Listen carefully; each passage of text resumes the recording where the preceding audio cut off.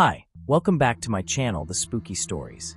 I wouldn't call myself a very active person, but I do enjoy working out and running every now and then, to stay in somewhat good shape. My friend Leo and I usually work out and run together, as Leo is always in shape and kind of trains me, if you will. Leo and I would often run late at night in my neighborhood since most of it is well lit, and I live in a decent area. However, we stopped running in my neighborhood 2 months ago after this happened. The way my neighborhood is laid out is that there's a main road that connects to separate roads branching off, but ultimately they all connect back to the main road, which leads to a dirt path extending into local farms and larger properties. This is important to understand the situation Leo and I were in. One night, we decided to run from my house onto a path that goes through the woods to one of the roads that branches off from the main road in my neighborhood.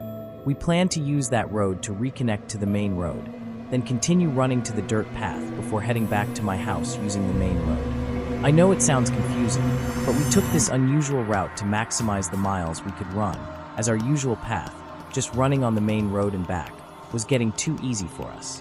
The run started as usual, with Leo and me running from my house to the path, talking about high school dramas we ran. However, we soon began to hear footsteps behind us. At first, we didn't think much of it since the path we were running on was frequently used, and we often saw other runners or people using it to cross from one area to another in the neighborhood. But as we continued, the footsteps remained behind us, mirroring our speed. When we picked up the pace and ran quickly, the footsteps followed suit. When we slowed down to a jog or walk for a moment, so did they. At this point, Leo and I were obviously a bit nervous and freaked out, but we were almost to the well-lit road. When we finally exited the path onto the road, we looked back and saw no one behind us. We both exchanged the same WTF look and decided it was probably just another runner trying to keep their distance from us. We continued onto the side road that led to the main road of my neighborhood and followed the main road all the way to where it turned into the dirt path. At this point, we were both still feeling good and decided to push on, running further down the dirt path. However, unlike the main road, this path had no streetlights and was lined with trees, creating an ominous atmosphere at night. Leo and I ran about a mile down this road before deciding to turn back. As we turned, I caught a glimpse of a dark figure quickly darting into the trees on the left side of the road. This immediately reminded me of the footsteps from earlier, and I began to feel noticeably uneasy. I told Leo that I had seen a figure jump into the trees along the path that we needed to take back. He dismissed it, saying I was just being paranoid and seeing things because of how far we'd run. I almost believed him and started doubting myself, so we began making our way back to my house. We ran past the spot where I had seen the figure with no issues, but just as we were about to reach the main road again, we heard rustling about 20 feet behind us in the trees. We turned around and saw a figure standing in the middle of the dirt road. The figure was facing away from us and was dressed in a black hoodie, along with very ripped and dirty khaki pants and black shoes. At this moment, I was more scared than I had ever been in my life. It felt like my heart was going to fly out of my chest. It was beating that hard. Leo looked at me, then back at the figure and said, "What the hell are you doing?" but stopped mid-sentence when we both heard the person start laughing. It was an awful, cackling, cringe-inducing laugh. Then, as we stood frozen, the person turned to look at us, still laughing, before suddenly stopping. Now, he just stared at us with a glare that still haunts me to this day. His wide eyes and pale face burned into my memory. Leo and I exchanged one last look before running faster than we had ever run in our lives, sprinting the entire 2 miles back to my house. As we ran, we heard that terrible laugh again behind us, which only made us run faster. When we finally got back to my house, I threw up, then rushed inside through the back door, locking every entrance and shutting my garage doors. We sat there, panting, still processing what had just happened, and swore never to run in my neighborhood at night again. If you're a night runner, always stay in well-lit areas and bring a friend, just to be safe. As a high school junior, I ran cross-country and track, and I loved running alone. I wasn't the fastest on my team, but I had endurance and could lose myself in the rhythm of my feet hitting the ground. A woman in a quiet rural neighborhood near a forest preserve had hired me to run her hyperactive puppy, Izzy. She'd pay me $10 per run. It seemed like an easy gig. Izzy needed the exercise, and I got a little extra money while training. The area had scattered houses, abandoned farms, a cemetery, and the remnants of a disbanded cult commune. My parents had always warned me about running alone in secluded areas, but I figured I was fast enough to outrun anything dangerous. That changed one evening. It was just before dusk when I took Izzy out for a longer run. The setting sun cast a deep orange glow over the treetops, but shadows stretched across the road, making everything feel darker than it should have been. The only sounds were my breathing, Izzy's panting, and the rhythmic thud of my running shoes against the pavement. Occasionally, a bird would flutter in the trees or a distant dog would bark, but otherwise it was eerily quiet. The farther I ran, the quieter it got, as if the world was slowly emptying itself of sound. About 2 miles in, we reached a stretch of road flanked by thick forest on both sides. That's when Izzy suddenly stopped. Her ears perked, and she stared into the woods, completely still. A low whimper escaped her throat. I followed her gaze. At first, I saw nothing but the dense trees, branches swaying slightly in the breeze. But then, between two trunks, a man's face peeked out from behind a tree. He was short, maybe in his 30s, wearing a hat pulled low over his face, a thick jacket despite the mild weather, and gloves. His eyes were locked on me, unblinking. His stillness unnerved me, but I told myself he was probably just a hiker or a hunter. Still, something about the way he stood, like half-hidden, watching silently, sent a chill down my spine. His presence felt off, like he wasn't just some guy passing through, but something wrong, something that shouldn't have been there at all. I gave him a polite nod, trying to appear unfazed, and I started to jog again. My heart was beating a little faster now, and not from the run. A few steps later, Izzy stopped again, her body rigid, tail between her legs. My stomach dropped as I turned back. The man had moved closer.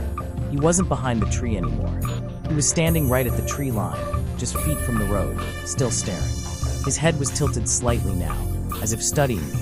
A sickening realization crept in. He wanted me to know he had moved. He wanted me to notice. I felt something cold slip down my spine. My body was instinctively preparing to run, but I forced myself to stay calm. Maybe he was just some weirdo trying to mess with me. Maybe if I ignored him, he'd get bored. I kept running, trying to stay composed, glancing over my shoulder every few steps. At first, I thought he was gone. The woods looked empty again. But then, just as I turned forward, I caught movement in my peripheral vision. I turned back, and he was sprinting toward me. He had a butcher cleaver. A choked scream got caught in my throat as pure, unfiltered terror exploded through my body. I didn't think, I just ran. Adrenaline shot through me like electricity, and I pushed myself harder than I ever had in a race. My breath came in ragged gasps, Izzy struggling to keep up, her leash jerking in my grip as we tore down the road. I had never known fear like this before. A kind of fear that exists deep in the bones. A kind that tells you you're gonna die if you slow down. I glanced back only once. He was still chasing me. His face was twisted in pure rage, his mouth slightly open as if growling. The gleam of the blade catching the last rays of sunlight. He wasn't just running. He was running erratically, his arms flailing in unnatural motions, his legs moving almost too fast, like something that wasn't used to running at all. That's when I realized he wasn't breathing. I could hear my own frantic gasps. I could hear Izzy panting. I could even hear the distant rustling of the trees, but not him. His footsteps thundered behind me, his pace matching mine, but there was no sound of breath. Just that awful silence beneath the pounding of his boots. I reached a neighborhood and sprinted between the houses, zigzagging through yards hoping to lose him. My vision was blurring, my legs were screaming, but I couldn't stop. I darted behind a shed with Izzy. Finally, when I was sure we had put enough distance between us, I pressed myself against the rough wooden wall, gripping my knees, gasping for breath. Silence. I swallowed hard, my heartbeats still hammering in my ears. Slowly I turned my head. At the top of the hill, he stood, watching. The cleaver dangled from his hand, his chest rising and falling, as if he had just stopped running too. But he wasn't chasing anymore. He was just standing there, staring. We locked eyes. His face had no emotion now, no rage. Just that blank, unsettling gaze, as if he had simply lost interest. A minute passed, then another. A car's headlights appeared in the distance, beams cutting through the dark, and just like that, he turned and walked back into the woods. No hesitation, no hurry, just gone. I didn't move for a long time. When I finally did, I took the longest route back to the woman's house, sneaking through the yard so I wouldn't be visible on the main road. My hand shook as I took my payment, acting like nothing had happened. I didn't tell her. I didn't tell my parents. I knew if I did, they would never let me run alone again. I don't know who he was. I don't know if he was part of the old cult, a drifter, or something else entirely. But I do know one thing. I never ran in that direction again. This is a story spanning nearly 7 years, so I will try to be as straightforward and to the point as possible. I live in a suburban neighborhood surrounded by rural countryside. There's nothing but open fields and winding country roads around it, and it's practically impossible to get anywhere without a car. It is a very beautiful place, but very secluded. As a result, I often feel confined here, which has only gotten worse during quarantine. The first time I remember seeing something suspicious was when I was 9 years old. My little brother and I, who was 7 at the time, were taking our dogs down towards the front of our street, near the main road. We were casually talking and not paying much attention to what we were doing. Suddenly, we heard somebody call to us, "Hey, come here." A big, white SUV was parked at the start of our street, and a man was sticking his hand out the window, motioning for us to come over. I remember distinctly that it was a tall, white guy with curly blonde hair. My little brother started to walk his way, but I stopped him. I'm a very paranoid person, and I'd heard all the horror stories about kids being lured into vans, never to be seen again. I led us off in the other direction, back to our house, while also keeping an eye on the guy in the car. When he saw that we were leaving, he turned his car around and drove off. Upon arriving home, I told my mom about it, but she dismissed it, saying he was probably just going to ask us for directions or something like that. It scared me a little at the time, but I didn't think much of it until now. A year later, during Halloween of 2014, another incident happened. A black sedan was apparently following trick-or-treaters down the street. When a parent approached it, it tried to run them over before driving away and out of sight. To make matters worse, the license plates appeared to have been taken off. I didn't see any of this myself, but some of the adults in the neighborhood had made a big stink about it, and I was given yet another "Don't Talk to Strangers" lecture. People were especially sensitive about this kind of thing at the time, since the murder of Hannah Graham had recently taken place in my area. Fast forward another 4 years to summer break in 2018. Some neighbors of ours were out of town on vacation, and they asked me if I could pet sit for them while they were away. I had to go by 3 times a day to let their dog out, once in the morning around 8 a.m., once in the afternoon after lunch, and once in the evening at 9. Their house sits to the right of our neighborhood, off the main road. To get there from my house, I can go to the end of my street and take a right, or I can cut through the woods and into their backyard. Going through the woods is faster, but the brush is very dense and the trees are close together, so I usually would just go along the street. One night, wrapped up in a session of COD with my friends, I forgot to let the dog out. When I remembered, it was past 10, and I rushed over, worried that he might pee on the floor inside. It was pitch black out, and I couldn't see anything but the beam of my flashlight and the glowing stars in the sky. Luckily, the dog had been able to hold it, so I let him out as usual. After he went, I brought him back in and was prepared to leave again when I looked out the window and saw a black sedan parked next to the driveway. This made me uncomfortable, since I was pretty sure it wasn't there when I first showed up at the house. There were no other houses nearby, and I knew for a fact that the owners weren't coming back for another few days. After debating what I should do for a few minutes, I finally decided to go back and cut through the woods. I did so, and got back without issue. To play it safe, I cut through the woods for the rest of my time pet sitting, but I never saw the black car again. Now these occurrences alone would not be enough to merit a story, but it's what happened recently that really terrifies me and makes me question whether these events might actually be connected. I run for the track team at my school, and since quarantine had prevented us from having practice, I go running every day on the roads around my house.